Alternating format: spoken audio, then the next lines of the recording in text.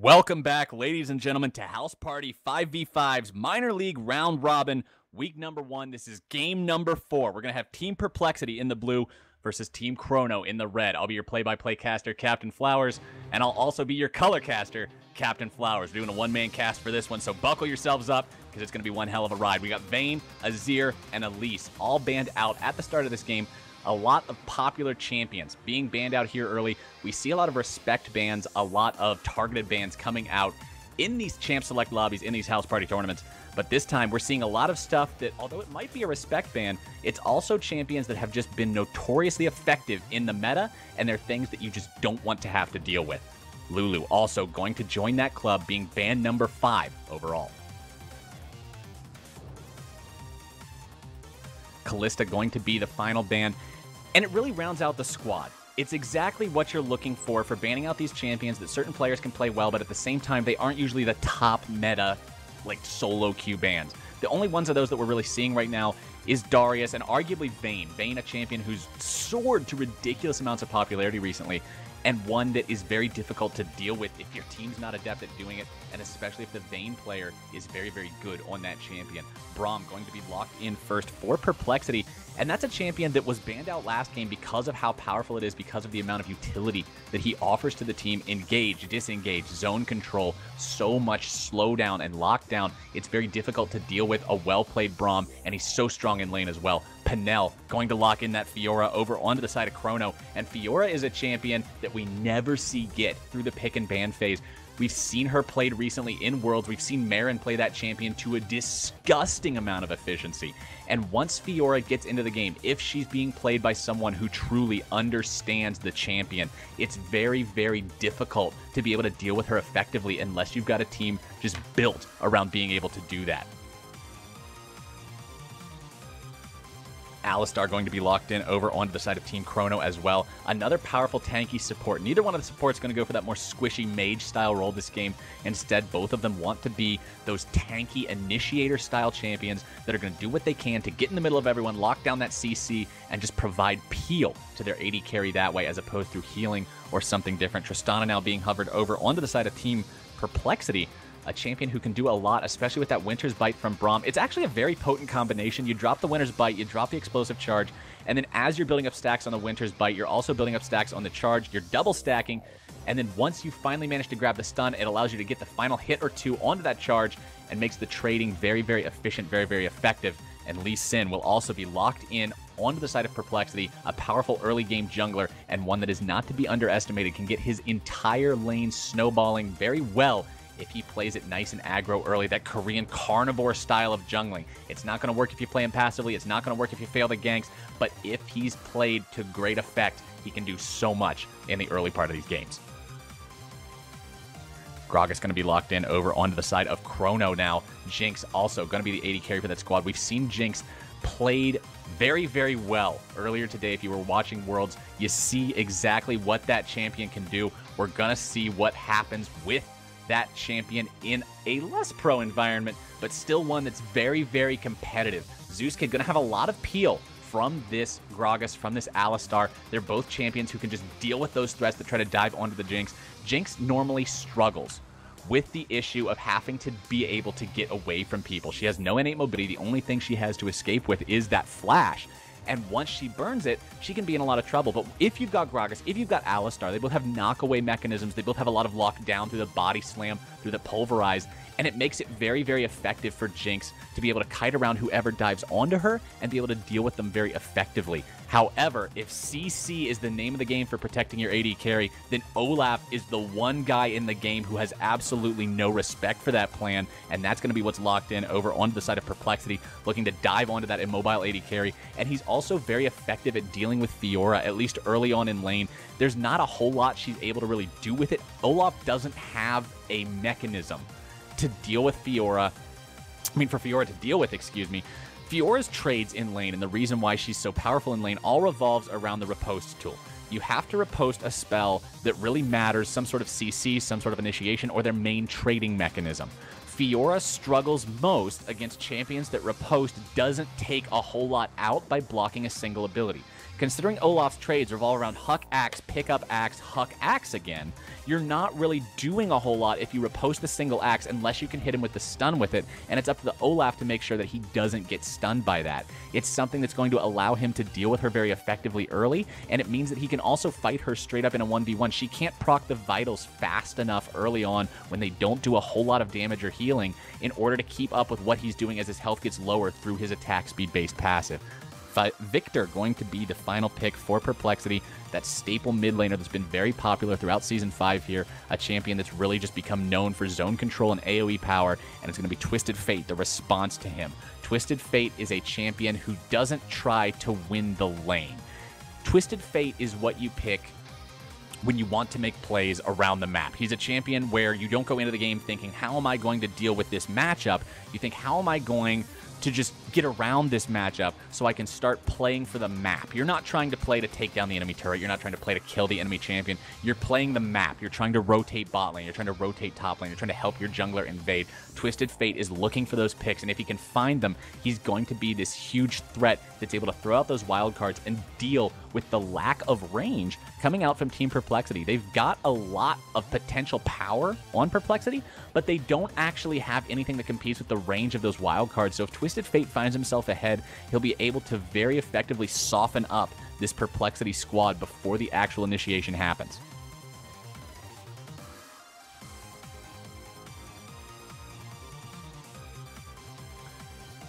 The big issue for this game, and one of the biggest things about this game, is going to be how fed the Fiora gets. And Fiora is just one of those champions who's so polarizing at this point because of the way that she's completely useless if she's behind. Fiora's a numbers champion. Fiora without any sort of itemization or lead or farm is just absolutely worthless. She doesn't do anything. You can try to give your team a heal if you proc a vital, but then you're essentially just going to run in, die, give them a heal, and you're a Janna that's a top laner.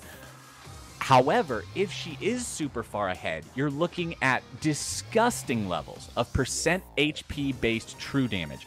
Damage that just will melt through everyone that you're trying to deal with, no matter how tanky they try to get. You're up against a Lee, you're up against a Braum, you're up against an Olaf, you're up against a team that likes to be able to get beefy. And Fiora, if she gets ahead, is going to be able to shred through that so very easily that it's going to be very difficult for them to itemize effectively. It's going to make their effective gold less worthwhile, and it's going to make it easier for the rest of Fiora's team to be able to clean up those targets and get to the value picks like the Tristana and like that Victor. Another story that will have to be told this game is the fact that Jinx is going to need to survive. Again, it's going to be Lee Sin and Olaf looking to dive onto her every single time, take her down. TF as well. TF a little bit less so. He's going to be able to build that Zonias. He's going to be able to gate around into the fights, find that flank that he's looking for. But both of these champions don't have any inbuilt mobility. Should Olaf find his way onto either of them, or should Lee Sin be able to set up an insect play to knock them into a position they don't want to be in, they're not going to have any way to easily get out of there or easily deal with the situation that they've found themselves in. And it's going to be very, very difficult to salvage a fight off the back of that. That being said, you've got two wonderful champions in the Gragas and the Alistar to be able to peel for them both to remove those threats, but it's going to be about playing around the Ragnarok. Both of these top laners so critical for their teams, for their compositions, and accomplishing what they need to accomplish. If one of them falls very far behind or gets very far ahead early on, it could very easily swing the way this game plays out. We're going to see how it works. Will it be Team Perplexity or Team Chrono who comes out on top here in this minor league round robin in this minor league round robin match? Stay right there after the loading screen. We're going to go live. You don't want to miss it.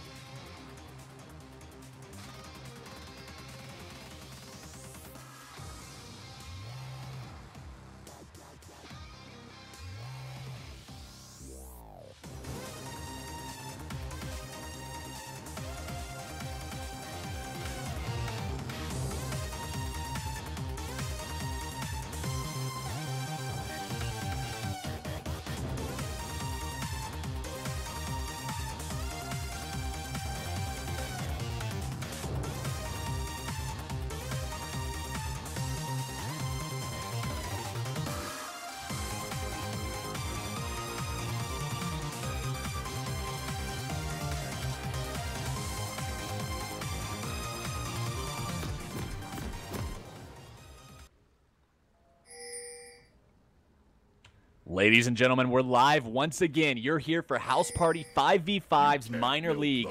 This is the round robin week number 1. This is game number 4, and it's between Team Perplexity in the blue versus Team Chrono over here in the red. I'll be your play-by-play caster, Captain Flowers, and I will also be your color commentary, Captain Flowers, rocking the solo cast here tonight. Sadly, we do not have 2 guys on deck, but I'll do what I can to keep you guys informed on both the analytical and play-by-play side as these teams head out the gate. Neither one grouped up in that 5-man death ball looking for the potential of an invade. Instead, just going to take up those defensive positions and look to prevent the enemy from doing anything too cheeky.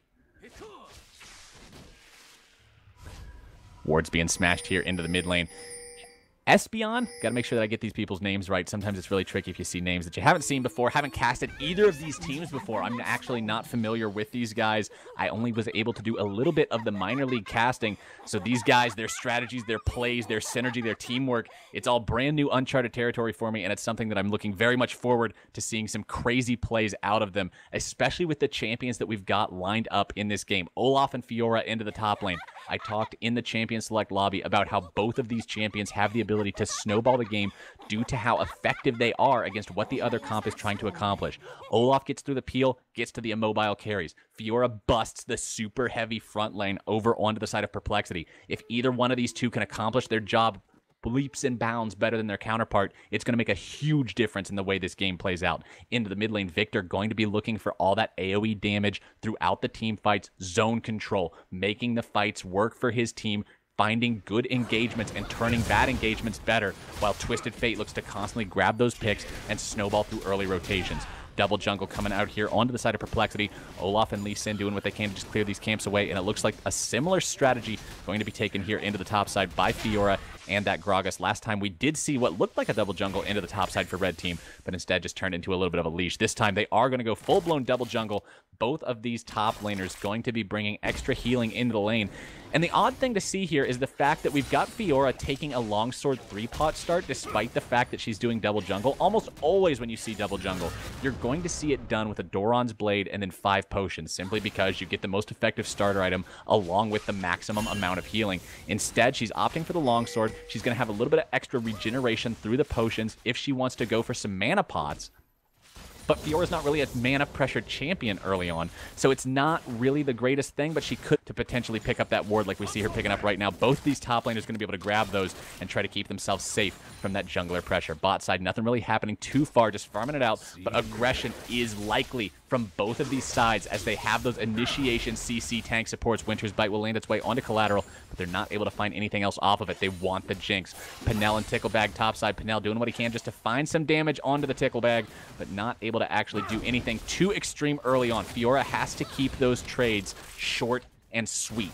The more she sticks around, the more Olaf gets to do his damage. She finds them right there. The riposte blocking that undertow, keeping her nice and healthy and winning that trade out. Olaf has to try to drag these trades out, find the undertows, and ignore the fact that one riposte might be bad for him. Sia into the top lane, going to be able to try to make a play onto this Fiora. If they can set her behind, it's going to be big. She's already used her teleport. The double jungle means that she could lose a lot of resources here if they successfully complete the gank. Olaf not picking up the axe. Riposte is down, not able to block anything too severe. The flash going to come out. Penel keeps himself safe, but it is going to be the Lee Sin pressure, blowing that summoner spell nice and early here, just before the 4-minute mark. Collateral finds the knock-up onto Sound. Is that in there, trying to block a little bit of it up? The explosive charge down onto the cow. They're going to have to walk away from this one. Zeus Kid finding a lot of rockets in return, and Sound eats a lot of damage. Little bit of a botched play onto the side of Team Perplexity. Tristana going for that under turret aggression, but instead getting punished. A wonderful pulverize into great follow-up from Zeus Kid. You can tell these guys have played together before. They've got that bot lane synergy, and they're able to find the damage here onto the enemy AD carry. Ticklebag and Penel into the top side, still just keeping up with the farm. Olaf, although he seemed to be doing a little bit worse early on in the trades, is actually doing a lot better in terms of the farm. Penel using that riposte a little bit early, not quite able to find it. It is all about the mind games when you're playing as or against Fiora. You've got to try to predict what they're going to do. He thought Olaf would retaliate, but he doesn't. Collateral in on top of Sound. Siegs into the bot side, but the rocket jump keeps Tristana safe. Is that under pressure, but he's going to be able to hop to his ally nice and easy. That's the power of Tristana Braum. You got to go on Tristana, because if you don't, she gets away. Braum hops to her, no problem whatsoever. They get away. don't even have to blow a summoner, as the Fat Man just ends up wasting a little bit of time into the bot side. They find some damage, but you're going to need a little bit more than that to actually start to snowball the game. Ticklebag continuing to just apply this pressure into the top side. 32 CS to 18. Sia still up there,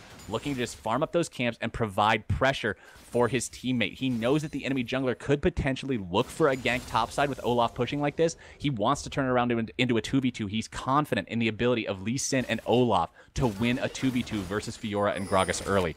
Zeus Kit and Collateral now in control of the bot lane. The explosive charge on the Tristana going to be able to clear all those minions away. Is that aggressing onto Zeus Kid? One more hit's going to be able to proc that Winter's Bite. The Cow under a little bit of pressure now, but they've got to be careful that they don't overextend into this one. Penel topside finding damage onto Ticklebag. The Zap will find its way onto Izzat, but again, Braum just so tanky. You can't deal with him effectively into this bot side. The game, still no kills having been found yet, but a slight gold advantage coming out into the favor of Team Chrono. Jinx with a CS advantage, Twisted Fate with a CS advantage. The only area of this game that isn't really a creep farm advantage is over there onto the side of the top lane. Team Perplexity, Olaf doing a good job of taking control of that and bullying Fiora early. You absolutely have to. As she scales, there's not really anything on this team of Perplexity that's going to be able to deal with her. She's such a powerful scaling champion that as the game goes on, Olaf's damage will not be able to compete with how much healing and how much true damage she's able to put out through that passive proc, and it's going to be very difficult for him to deal with this if he doesn't find that early lead that he's going to have to looking for. Undertow connects, Sia into the top side. There's no flash on Penel. The Undertow misses, though. Not going to be able to find anything from that one. Penel walks away nice and safe. The lunge on Fiora able to keep her safe enough to not have to go back quite yet, but she's still under pressure. She knows that Sia is just setting up shop here. He's got his tent, and he's ready to camp. Meanwhile, it's not going to be Siegs able to find anything either. Neither one of these junglers, despite being early aggro players, junglers are not able to find anything so far. Twisted Fate, now level 6, could be looking for a potential play. We do have the double teleport team composition and out here over onto the side of Team Chrono. Perplexity only having a single teleport, instead opting for that cleanse onto Victor, valuing the ability to get out of that CC lock and keep himself alive in these fights, continuing to dish out damage. But a Twisted Fate with teleport is a champion that you've got to respect if you're on this bottom lane for Team Perplexity. Sound and Izzat going to have to be very, very careful about pushing up too far, simply because of the fact that the Twisted Fate can quickly turn a winning fight into a losing one. Sia very, very, very far behind, actually, from the amount of time that he spent into the top lane. Only just now going to be able to hit that level 5. Farm it up as quickly as he can. Once he manages to grab that level 6, he'll be a much heavier gank threat.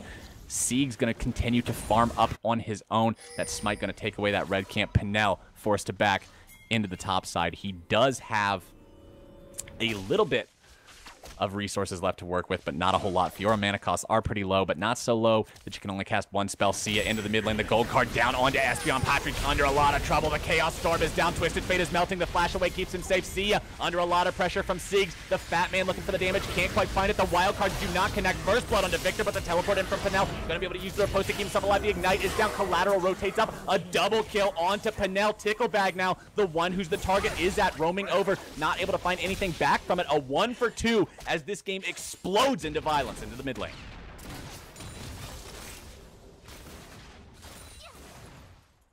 Yeah, that was really well coordinated team fight right there, man. That was really good for the red side. Welcome back, Ordaro. We do have Ordaro back here into the game now. He was absent a little bit earlier, but we've got our color guy back under the wings, going to be able to give my voice a little bit of a break now from the constant talking in between all these matches. But what do you think, Ordaro? What do we got to work with right now? Oh, right Zeus Kid under pressure from both Tristana and Braum into the bot side. The Flash going to be able to keep her safe from that Braum ultimate. Sound and Izzat going very, very aggro when Alistar goes to ward, forcing out the Flash. Good heads-up play from them, and once they have those cooldowns back up, they're going to be able to do it again. Yeah, I think the blue side was a little bit too aggressive right there, because if they gave Olaf enough time to roam from the mid turret down there. Oh, Gragas stole the blue buff with his ultimate. Unfortunately, yes, that's a great thing, but he's really going to regret it later if, like, a team fight happens and he's like, oh, shoot, I should probably save that ultimate barrel for later. Izzat and Sound looking for more aggro onto Zeus Kid and Collateral, but it's Patrice into the bot lane looking for that gank. This is what we talked about. This is Twisted Fate pressure. Headbutt pulverized. Rockets are down. Down is going to go. Alistar with the flash. The rocket jump knocks him away. Izzat and Sound both live. That is teamwork. Sound lives. Izat lives, and the red team walks away sad. Yeah, Patridge didn't use his red card instead of the stun card. If he used the stun card instead, that would have been... Sound would have been killed completely, without a doubt. But since Patridge didn't, he got away. Izat trying to clear away these wards, but Collateral and Zeus Kid going to be able to remove that pink nice and easy. Izat going very aggro onto Here comes Zeus. Victor. He's not afraid of this one. Victor rotating over for this, wants to try to collapse onto these two. The flash is still down onto Jinx, but Espeon cannot get in range in time. Yeah, if only Braum could actually get that stun off on Jinx. If that one more auto would have been really good, enough time for Victor to come in there and try to use his death raise laser beam, just trying to get the damage to kill Jinx. Penel and Ticklebag continuing to trade blows into the top side. Olaf maintaining that slight CS advantage, but nothing to write home about at this point. Gragas and Lee Sin, still not a lot of plays being made. Those two were both involved in that fight mid lane that was the result of the only kills in this game so far. But these guys are early game junglers. These guys are guys who like to show up in every lane, make as much chaos as they can, and try to get their boys ahead, and they're just not able to find the plays this game. No, because they just keep on showing up at the same place at the same time, so it's kind of hard to try to make big plays if you just keep on running into each other.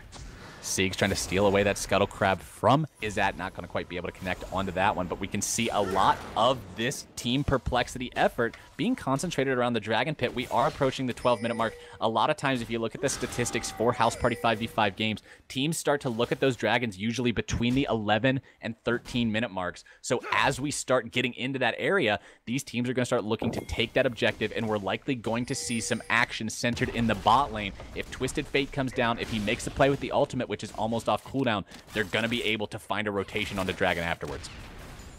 Yeah, with TF still having his ult up pretty soon, and also teleport actually, he could actually be split pushing a lot more. Izat finds the Winters onto Zeus Kid. Collateral now being under pressure. A lot of explosive charge damage. Sia is there, going to be able to be kept alive by the ultimate for now. The rockets from Zeus Kid, the damage return. Izat drops down. Sia is done. Patrick with the comeback. It's going to be Izat dropping the barrel into the backdrop. 3 kills for 0. Team Chrono takes over the bot side.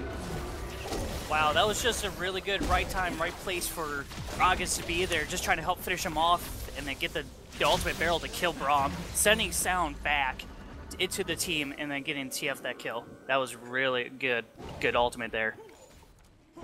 That's exactly what I was talking about, what you were going to see happening from these teams as attention got turned into the bot lane. When Dragon is the next objective to be contested, it is a secondary point. You almost never take the Dragon to begin with. You're always looking to take out the enemy bot lane first, because it opens the door and allows you to safely secure the objective. And when you've got Patrice, I'm so sorry that I know that I'm butchering your name, but I'm trying my best, coming down there into the bot side with the ultimate, it's a free ticket to be able to grab that objective. Yeah, that definitely is, but also another good thing is now too for the red side, for Chrono, is now they're going to get that the dragon buff first, so the extra damage is going to be really useful for them during these team fights, especially the way they're ahead right now. They're just going to be doing a lot more damage. Penel and Tickleback into the 1v1 topside. The ultimate's up from both, but the Fiora ulti is just so strong. Penel finds the damage. Patrice drops the gold card. However, the stun will not connect. The wild cards are there, and Olaf goes down. A lovely Cyberflower funeral showing up thanks to that Fiora ultimate as they pick up their 6th kill of the game. A 3,000 gold lead is the tune of Team Chrono. Yeah, TF was right there at the right time. That was perfect, but also Olaf, wasn't able to get stunned because of his ultimate being immune to all stuns and snares, while he gets a movement speed increase, but the damage still goes through. So Chrono's starting to find a lot of early reward on this map for their efforts. They're doing what they need to do. They found the dragon, they found the kills into the bot side, and the problem for Perplexity is they don't outscale Chrono, not even close. Gragas outscales Lee Sin, Fiora outscales Olaf, Twisted Fate and Victor is arguably similar. Jinx and Tristana, I'm going to give the edge to Jinx in that one as well. It's a game that you're kind of working against the clock if you're on Perplexity, and Chrono is already ahead. Perplexity has to find a way back into this game. They have to find a good play to take. They're down 3K. That's not huge. It's still a problem, but it's not something that's crippling, and they're going to have to find a really good fight to not let this game slip out of their clutches. Yeah, definitely, because they definitely need to get either Trist or Victor fed in order to help kind of counter the scaling that Chronos has. Ticklebag and Espeon being forced away here into the mid lane. The group up, the 5-man Team Chrono looking to push down this turret. The turrets are actually only tied at 1-1. Chrono, despite their advantage, not been able to find a lot of objectives yet, but now that they do have that advantage, we'll likely see them trying to push it and translate it into some more of that global gold. Yes, and especially now they're trying to, looks like they're trying to pressure mid in order to open up the map a lot more, just so TF can be roaming a lot more to get those ganks in. Zooskid positioned very far up, not even worried about what the enemy has to deal with him. They don't see Sia close. He's not going to be able to in-sec him from where he's at right now. Siegs going to constantly be keeping an eye out, seeing if he can find that explosive cask onto Victor, onto Tristana. Victor might have cleanse, but that doesn't do anything on displacements, so Gragas can easily put him in a very bad place. Is that with the flash forward? Not going to be able to find the ultimate, but Patrice with the flash away. Wildcards onto 5 different people. Siegs is there. The Super Mega Death Rocket connects. Is that is the first one to fall. Espeon under a lot of pressure. Jinx looking for the damage. Zooskid strikes from above. Ticklebat going down very, very, very quickly. Pinel finds the heal. The gold card connects. Riposte will not. Patrice is on a rampage. 4 for 1, 4 for 2. Sia is gonna live up to his name if he doesn't look out for it. Ace comes out for Team Chrono. Wow, that was a really explosive fight. But that was a really good, that was bad initiation by Braum in order to try to flash and then ult and exhausting TF. But what really killed him was the Gragas ult that kind of dispersed them around. Victor was sent in underneath the enemy's turret, and then he had to flash instantly, so his safety was already done. We talked about Team Perplexity needing to find a good fight for themselves, needing to take something, stops this bleeding, and gets them back into the game. And just the opposite happened right here. Team Chrono, the late game team comp, is up 6,000 gold here at the 17-minute mark. They've got the objective edge. They've got the kill edge. They've got everything they could possibly want, and they're looking to just continue to snowball that into a nice, clean win. Yeah, also Chrono, right after they took the turret, they started clearing, took their blue buff, trying to take away all the jungle farming and warding it up so they can get information for where they can set up their next gank.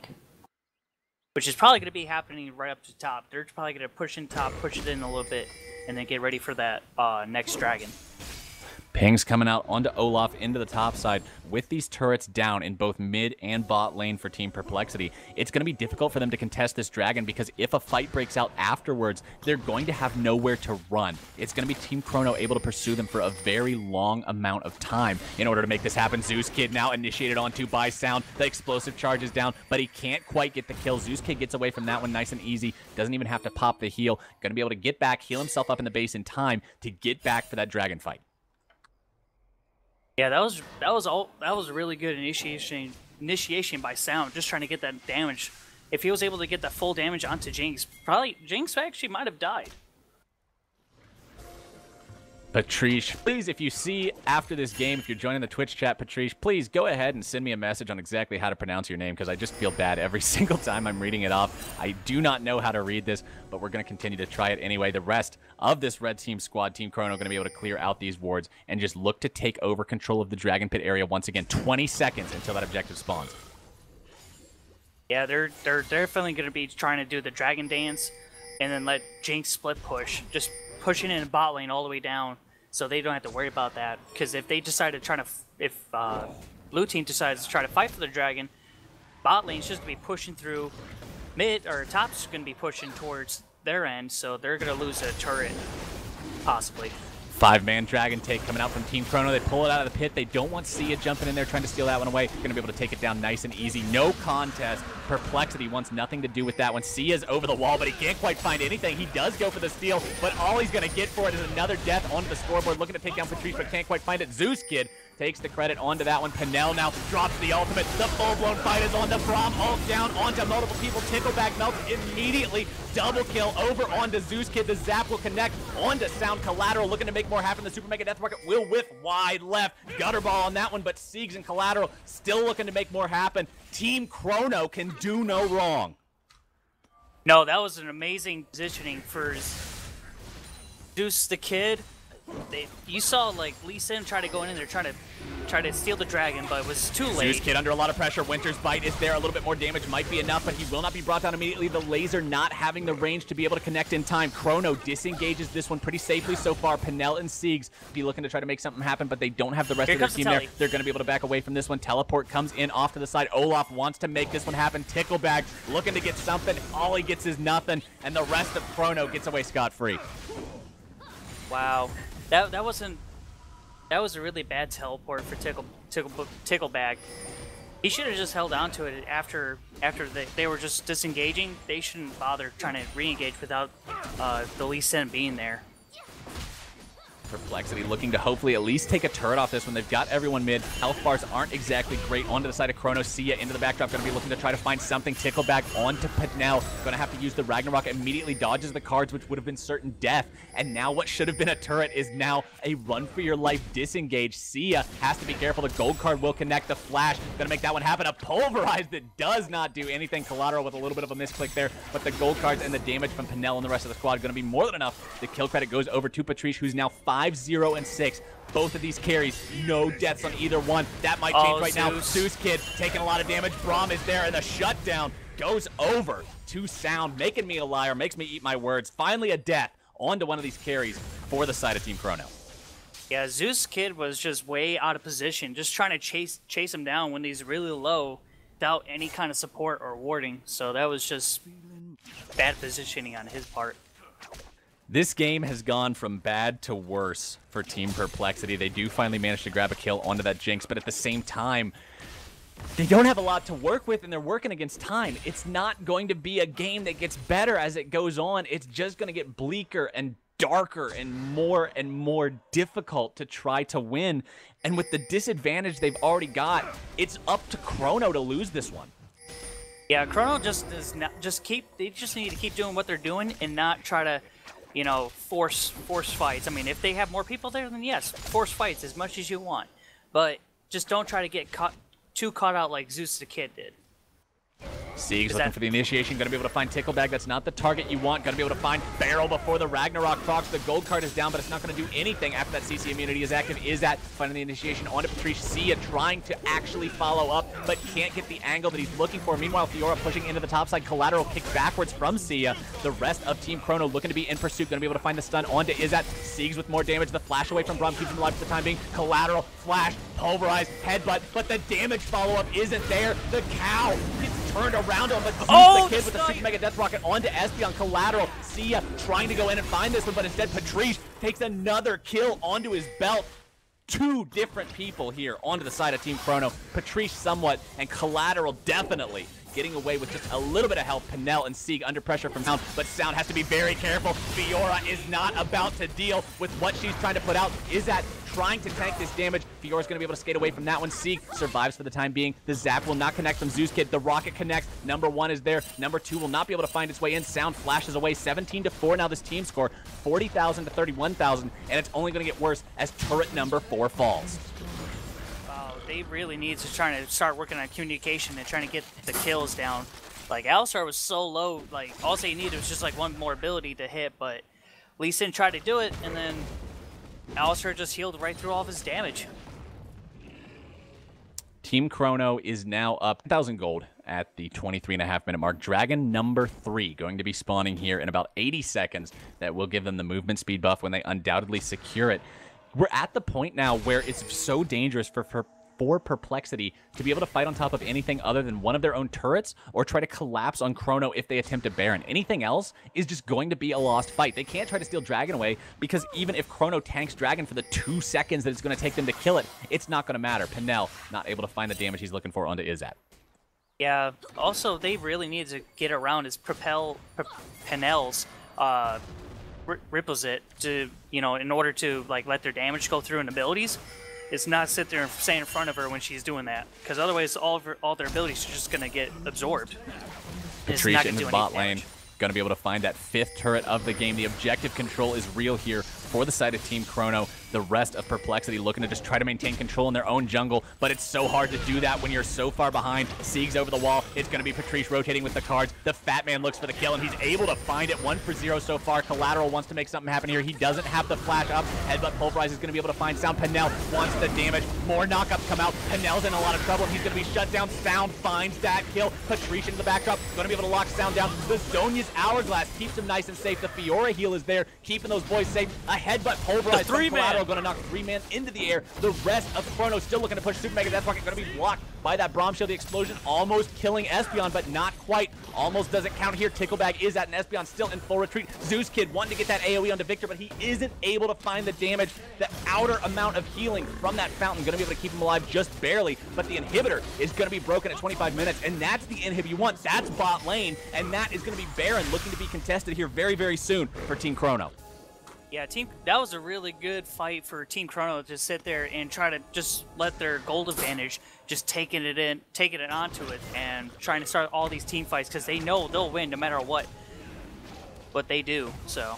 And now Chrono rotates over to the Dragon again. Another free objective for them to take. Sia wants to come over and try to steal this one away, but Collateral's more than ready to just beat him around, not let him anywhere near that one. The rest of Chrono looking to potentially make a play if Perplexity overextends here, but they're just going to disengage, shop up, and be able to contest whatever comes next. Is that going to find Winner's Bite onto the cow, but is it going to be enough? They're looking for some beef, but can they make the burger? It's going to be Patrice trying to say no, but Collateral under a lot of pressure, not going to be able to keep himself alive for the time being. Sound takes another kill. Tristana up to 4 and 3. That's the champion on this team. You want to have the kills. Perplexity's making the best of what they've got to work with, but they don't have a lot. Yeah, that was a really good fight for them, and also getting in the kill for Sound, just trying to get him further ahead, even though it's just by a little bit. But you know, you want that to get that late game damage for Triss, because she can literally hyper carry them out of this game, no matter how bad the situation is. Penel pushing into the top side, looking to take that turret down. Likely going to be able to do it. Instead, forced to walk away with 1 hit left remaining. Not willing to die for that trade. Wants to make sure that his team is always in a position to continue contesting objectives 5v5. Yeah, now Chronos, they have to do... Oh! Sound dies to a super minion. Those things can be tricky. They do a lot more damage than you'd sometimes think. But that's going to be absolutely devastating for Team Perplexity to not have him for the next 20 seconds. If Team Chrono can manage to group up and make something happen into the meantime, they don't actually have Jinx nearby, so it likely won't turn into anything. But if they were grouped up, they could have potentially found a lot out of that. Sia going to be able to find the flash insect kick, but what is it into? He just kicks him back into the forest, and they're not going to get anything out of it. Collateral now under pressure, forced to use the ultimate to keep himself alive, but now they're going to have to spend so much time and resources trying to chase him. Sia going to be blocked from that back, and with Siegs coming up, they're not going to be able to even stop him. Patrice and Penel into the top side, looking to continue to grab these objectives. Patrice sees a lot of damage from that laser. The Chaos Storm is down. Victor looking to finish him off, and that's a shutdown. Comes out. That's what you needed. 7-0 TF finally bleeds and dies. Sia looking for more damage onto the fat guy, but it's not going to be enough. These guys are so tanky. Jinx has such a strong peel line, but she's over the wall. This is where Jinx wants to be. Rockets for days, rockets everywhere, rockets for Sound, rockets for Sia, and that's going to be a double kill over onto Zeus Kid. Wow, that was great positioning for Zeus the Kid to sit there over the wall, because you know no one's going to be able to touch him except for Lee Sin if he decides to take the Sonic kick. Sonic Wave. The Sonic Wave to take that over the wall. Yeah, Sonic Wave. Penel looking for some more damage onto Espeon, but without a lot of mana to work with, he's going to have to be careful. Zeus Kid just going off. Rat-a-tat-tat. It's a machine gun and a rocket launcher with attack speed like that. Ticklebag coming in, looking to see what he can do. The Winter's Bite is down onto Collateral, but the Cow knows no fear. Super Mega Death Rocket will be able to connect onto Ticklebag, but Espeon is the target. That's going to be Zeus Kid able to find one. Can he find two? The damage is there. Sound is going to melt. Ticklebag in trouble. The rockets are coming down. Sia trying to survive, but can't quite do it. Collateral goes down, but it's a 1 for 3. Team Chrono harassing them in the fountain. Zeus Kid won't even let them out as Team Chrono pressures onto the Nexus. Nexus turret number 1 going to be the first to fall. Nexus turret number 2 dropping down to about half. Patrice still damaging the Ticklebag. It's Zeus Kid going off once again. The ace comes out. 9-1 on both of these carries for Team Chrono. Twisted Fate and Jinx run away with it. GG, well played. 29 minutes. Wow, that was a really good, exciting game. Just to see the potential of what Jinx can do and Twisted Fate can do if you don't shut him down that well. All right, guys, that was 4 of the day. Stay tuned. We got one more lined up for you. I incorrectly said that this was going to be game 2, but it's actually going to be game 3. It's going to be Team Spectrum versus Trump 5 Prez. If it's got Donald Trump in it, you know it's going to be entertaining. So stick around. You don't want to miss this one.